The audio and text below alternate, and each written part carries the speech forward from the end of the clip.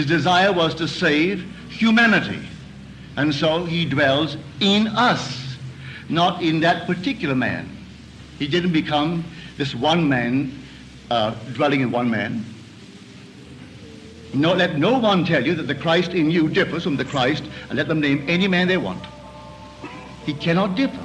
If there is a Christ other than that Christ who is crucified within us, and who rose and continues to rise in humanity, he is a false Christ.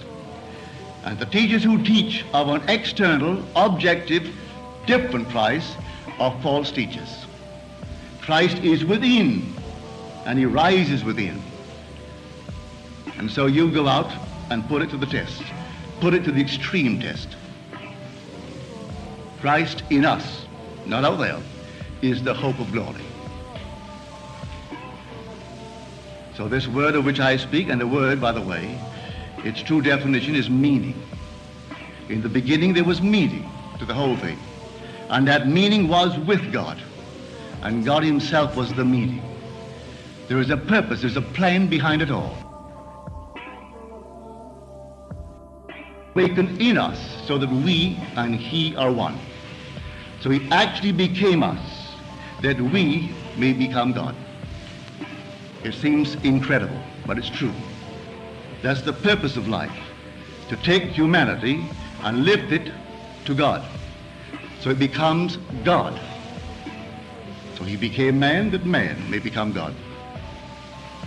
Now tonight, you need not confine it to yourself. Take a friend, without the friend's consent, without the friend's knowledge, and lift him up. Do you know of a friend who is unemployed? Well, then see him gainfully employed. And don't tell him that you may brag tomorrow. Don't boast. Just see him gainfully employed. Here's a friend of mine in L.A., and this man was unmercifully bawled out by his superiors and told that he was no earthly good, and they are considering letting him go. They're going to fire him. Well, the man had no support outside of the job, and he had a family. He told my friend, well, my friend lives by this law. So he said to him, all right, go your way. Didn't tell him what he was going to do. He sat quietly at his desk and heard the man tell him that they praised him beyond measure for something that he had done. It wasn't 48 hours that the complete reversal of their attitude towards this man in their praise of something he did in the advertising world. But the blow had left its mark. And he said to my friend, yes, they've reversed it, but I don't feel easy on the job. Because they could not have said the unlovely things that they said and forgotten them. So it will come back, and I'm going to quit. I have no money. I'm giving them 2 weeks' notice. I'm going to ask them to give me 1 week of the 2, that I may get myself together, maybe take off a few days, and just get my thoughts in order. Well, at the end of 2 weeks, he didn't have a job. My friend, when he told him what he was going to do, my friend knew he could not afford to quit and not work. So he saw him gainfully employed and earning 25% more than the present job. He took off the second week. When he came back at the end of the first week, he came into my friend's office and said, only yesterday I got the offer and I start Monday. I do not lose 1 day's salary, and I start at 25% more than I received on the past job. What did it? My friend's imagination. A loving use of the imagination on behalf of a friend. Had he gone without that imaginal state, he'd have walked into the place, and the man would have said, we have nothing. Or we can't use you. Why are you quitting? He didn't ask anything, he simply wanted the man. So if you precede your visit by an imaginal act, they will see you as you see yourself. If you walk in knowing that you're no good, they're going to see you exactly that way. But if you're walking in the assumption that things are as you desire them to be, they're going to see you that way. And this is life. Now, what greater claim can anyone make than to claim that he is God? And when he claimed it, they said he is blaspheming. For here is a man, and the man dares to claim he is God. The 10th of John. And he said, is it not written in your law, I say ye are gods, sons of the Most High? If he called them gods to whom the word of God came, Do you say of the one that he anointed and sent into the world that he is blaspheming?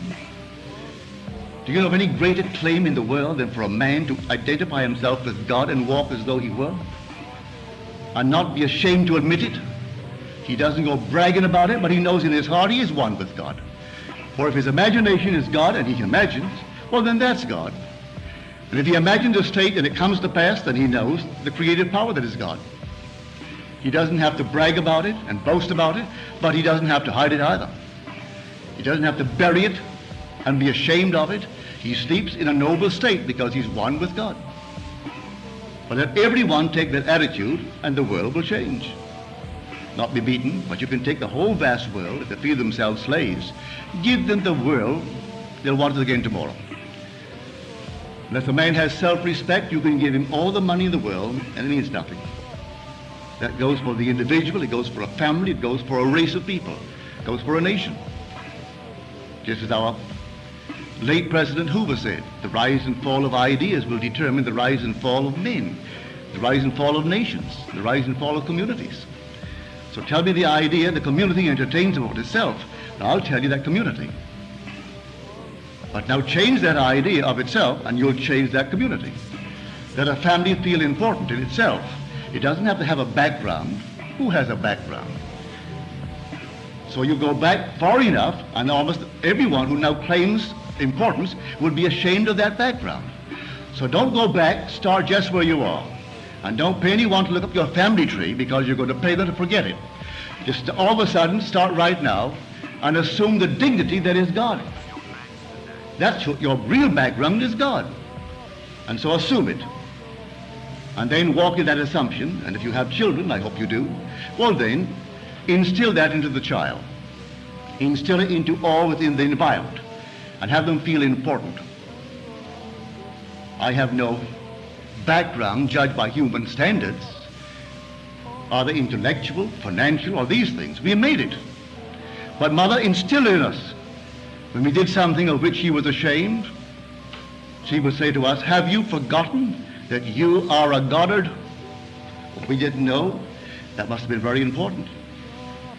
Because Mother said, have you forgotten that you're a Goddard? Well, I never heard that we ever had any background. But all of a sudden you began to feel that you must be important. So Mother instilled it into our mind's eye. She made the name important. So today it is important where we are. In the business sense, in every sense it's important. But Mother did that, and she married a man who had no background and took his name. But she made it important. All right? Who has any background? As far as I'm concerned, I refuse to accept the aristocracy of any being in this world other than the aristocracy of the Spirit. What other aristocracy? Give me the aristocracy of the Spirit, but don't come to me with any physical descent. I'm not an animal. I'm not a horse where you develop it by one horse after the other. I'm God. We're all God. And you can't go back beyond God. So if that's the start of all of us, well then that is our root. And so claim it now. At any point in time, claim it. And you'll find yourself being washed clean of anything you might have thought the family tree held. You don't have any family tree. The true Israelite is not a descendant after the flesh, but the elect of God, of whatever nation. That's the man of God. So you simply dare to assume that you are that man of God. And then apply what I'm telling you tonight. And may I tell you, in the not distant future, in the immediate present, it'll work. If you don't falter and do not change the assumption, if you remain faithful to the assumption, it will harden into fact. Because imagining creates reality. It does. Now let us go into the silence.